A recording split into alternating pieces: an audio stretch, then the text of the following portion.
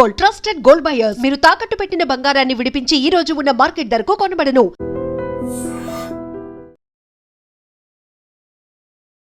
Welcome to iDream news. This is Pavan. Vikarabad జిల్లాలో మరో దారుణం చోటు చేసుకుంది. భార్య భర్తలను చంపే ఈ విషయాలు తరచుగా జరుగుతూనే ఉండడం, మరోసారి దాన్ని కంటిన్యూ చేస్తూ మరో మహిళ తన భర్తని అతి కిరాతకంగా చంపింది.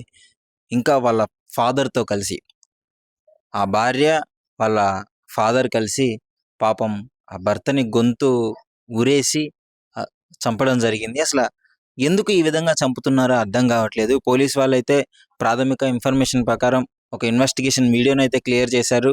ఆ చనిపోయిన వ్యక్తి మదర్ వచ్చి కంప్లైంట్ ఇవ్వడంతో ఇది వెలుగులోకి వచ్చింది.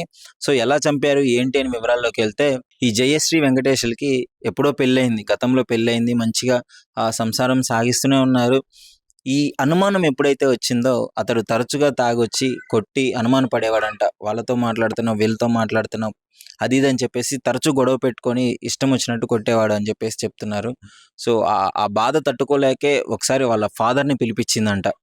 ఆ ఫాదర్ వచ్చిన తర్వాత ఆ గొడవలో అతడు బాగా మద్యం సేవించి ఉండడము, ఇక ఆ ఫాదర్లో ఆ కోపంలో తట్టుకోలేక అతన్ని ఇష్టం వచ్చినట్టు కొట్టి గొంతు పిసికి చంపి, అది కూడా సరిపోదన్నట్టు వైరుతో ఉరి గట్టిగా బిగించడం జరిగింది. అంటే మనం కంటిన్యూస్గా ఈ ఈ విషయాలు చూస్తూనే ఉన్నాము. భార్యలు భర్తల్ని ఎక్కడ చూసినా ఇదే విధంగా చంపడం జరుగుతుంది. అసలు ఎందుకు వీళ్ళు చట్టాన్ని ఈ విధంగా చేతుల్లోకి తీసుకుంటున్నారో అర్థం కావట్లేదు. ఇష్టం లేకపోతే విడిపోవాలి, కంప్లైంట్ ఇస్తే పోలీసులకు చెప్పి ఆ బుద్ధి చెప్పే ప్రయత్నం చేయాలి. ఇప్పుడు చంపడం వల్ల నీ లైఫ్ రిస్క్లో పడుతుంది, మీ పిల్లలు రిస్క్లో పడతారు. కనీసం కొంచెం కూడా ఆలోచించకుండా విచక్షణ రహితంగా ఈ విధంగా చేయడం తప్పు. తండ్రి స్థానంలో ఉన్నాడు కదా, అతడు వాళ్ళ కూతురికి భయం చెప్పాల్సింది పోయి అతడే కూతురుతో కలిసి ఈ విధంగా హత్య చేయడం అనేది చాలా దారుణమైన సంఘటన. ఈ వరుసగా ఎందుకు ఇలా అవుతున్నాయి, అసలు ఈ విధంగా ఎందుకు చంపుకుంటున్నారో అర్థం కావట్లేదు. సో పోలీస్ వాళ్ళు ఒక వీడియో కూడా రిలీజ్ చేశారు. వాళ్ళ మదరు ఏమని కంప్లైంట్ ఇచ్చింది, వాళ్ళు ఇన్వెస్టిగేషన్లో ఏమేమి చేశారని చెప్పేసి ఆ వీడియో కూడా మీకు చూపిస్తాను, చూడండి. అదేవిధంగా అతన్ని చనిపోయిన వ్యక్తిని అయితే ఆ పోస్ట్ మార్టంకి అయితే తీసుకెళ్లాడు. సో చూడాలి తర్వాత పరిస్థితులు ఏ విధంగా ఉంటాయో. అసలు దీని మీద మీ అభిప్రాయం ఏంటో కామెంట్ రూపంలో తెలియజేయండి. ఈరోజు రెడ్డిపల్లి అంజలమ్మ అనే ఆమె మల్కాపూర్ చెందిన ఒక లేడీ వచ్చేసి కరెంట్ పోలీసులో దరఖాస్తు ఇచ్చింది. వాళ్ళ కొడుకు వెంకటేష్ని